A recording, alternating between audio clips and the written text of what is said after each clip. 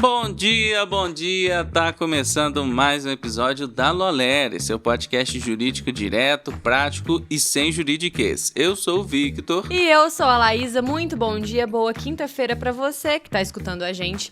No episódio de hoje, a Justiça decidiu que crimes contra a honra nas redes sociais podem sair do GCRIM e ir direto pra Vara Criminal Comum. E o STF ele bateu o martelo sobre o uso do salário mínimo em multas administrativas. Tem também decisão no direito do consumidor. Fintechs condenadas a devolver quase R$11 mil bloqueados de uma comerciante. E o STJ definiu que bancos podem cobrar das credenciadoras em fraudes com maquininha. E ainda, um caso brutal lá em Paraíba, onde a polícia diz que um pai matou o filho autista para não pagar pensão.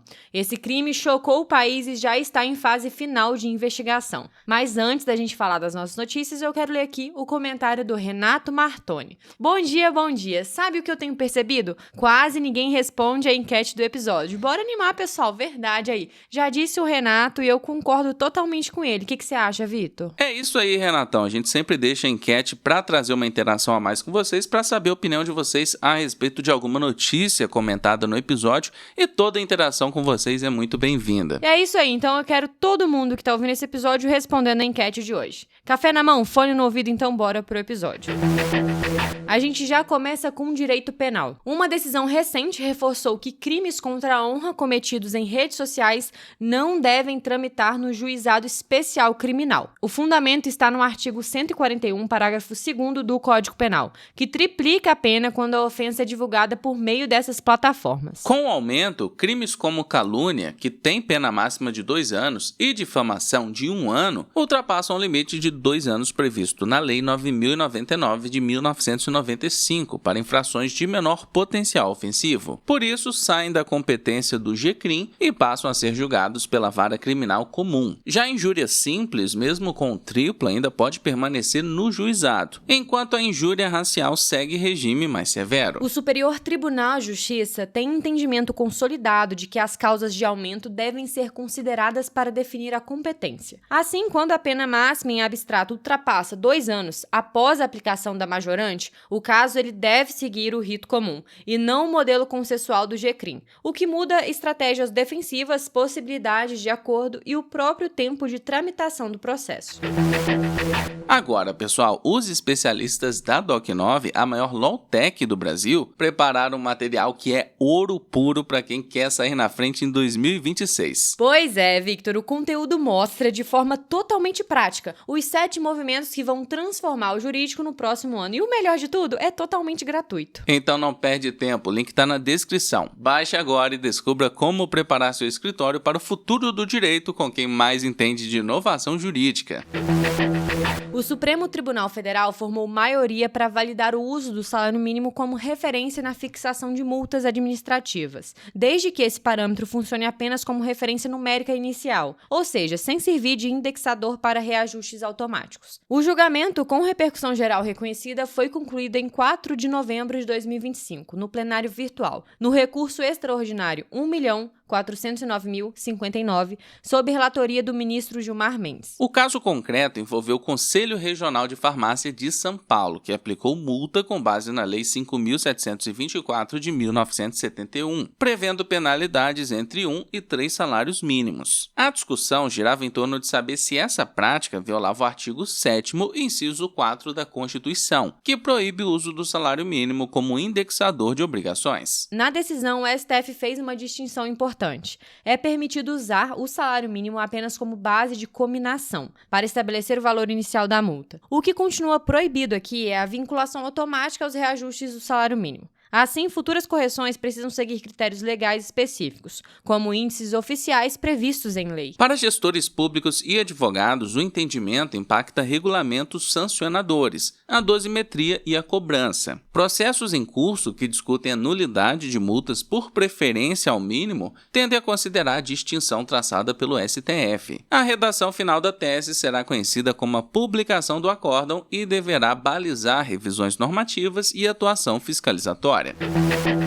Bora falar de direito civil e direito do consumidor. A Vara Única de Jardim de Piranhas, lá no Rio Grande do Norte, condenou 2 empresas de pagamento digital a restituírem o valor de R$ 10.988,33, bloqueados da conta de uma comerciante, e a pagarem R$ 5.000 por danos morais. A decisão, assinada pelo juiz Guilherme Melo Cortes, considerou que as rés bloquearam a conta e a maquineta sob a justificativa genérica de atividade suspeita, sem apresentar provas que sustentassem a medida. Durante o processo, ficou comprovado que a autora, dona de um pequeno comércio de cosméticos, tentou diversas vezes recuperar o acesso aos serviços, mas sem sucesso. Para o magistrado, as empresas não cumpriram o ônus de provar fatos que justificassem um bloqueio, como determina o artigo 373, inciso 2 do Código de Processo Civil. A sentença também reconheceu prática abusiva com base no Código de Defesa do Consumidor, especialmente no artigo 39, incisos 3 e 6. As empresas foram condenadas solidariamente a devolver o valor retido, com correção monetária e juros, e a pagar custas e honorários fixados em 10% sobre o total da condenação. A decisão alerta o setor de pagamentos digitais de que bloqueios preventivos sem motivação concreta e documentação adequada podem gerar responsabilidade civil,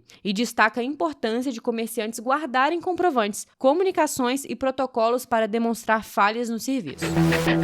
E bora com o direito do consumidor. A 4ª turma do Superior Tribunal de Justiça decidiu por unanimidade que o banco que indenizou um cliente vítima de fraude com cartão de crédito pode exercer o direito de regresso contra a credenciadora responsável pela maquininha usada no golpe. O caso envolveu um ressarcimento de cerca de R$ 10.000 pago ao consumidor, e o banco buscava reaver o valor da empresa que havia credenciado o suposto lojista fraudador. Segundo a relatora ministra Isabel Galotti, há responsabilidade solidária entre todos os prestadores de serviços na relação com o consumidor, conforme o artigo 14 do Código de Defesa do Consumidor. No entanto, como o chamamento ao processo não é permitido nas ações de consumo, o fornecedor que indeniza o cliente pode propor ação autônoma para reaver o prejuízo de outros integrantes da cadeia, nos termos do artigo 13, parágrafo único do mesmo Código. O acórdão destacou deveres específicos das credenciadoras de pagamento, como realizar a habilitação e o credenciamento de lojistas, manter cadastros atualizados, adotar controles internos antifraude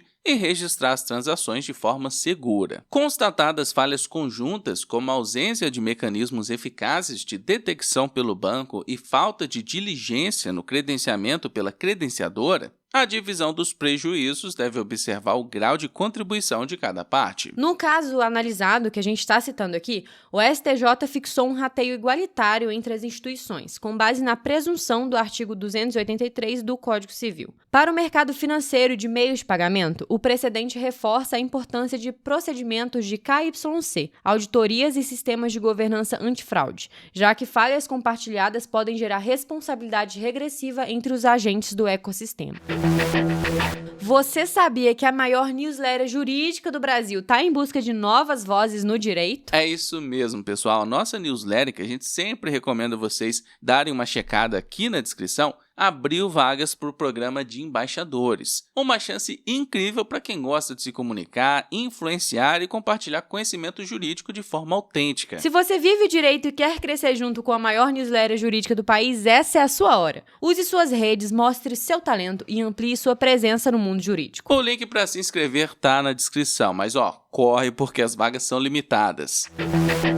E bora voltar com as nossas notícias com o direito penal. A Polícia Civil da Paraíba informou que o pai de Arthur Davi, de só 11 anos, uma criança autista e com deficiência visual, confessou ter matado o filho para deixar de pagar pensão alimentícia. Segundo as investigações, o homem teria saído de Florianópolis, em Santa Catarina, até João Pessoa, onde asfixiou a criança. O corpo foi encontrado no sábado, dia 1º de novembro, em uma área de mata no bairro Colinas do Sul, após o desaparecimento ter sido registrado no dia anterior. De acordo com a polícia, o suspeito se apresentou voluntariamente em Santa Catarina no domingo, 2 de novembro, e permanece preso. A autoridade policial afirmou que o valor mensal da pensão seria de aproximadamente R$ 1.800 e classificou o crime como de motivação totalmente fútil. O laudo do Instituto de Medicina Legal confirmou a asfixia como causa causa da morte? Do ponto de vista jurídico, o caso pode ser enquadrado em tese como homicídio qualificado por motivo torpe ou fútil, conforme o artigo 121, parágrafo 2º, incisos 1 e 2 do Código Penal, dependendo da denúncia e das provas sobre o motivo do crime. Também pode haver agravante genérica por ter sido cometido contra descendente, prevista no artigo 61,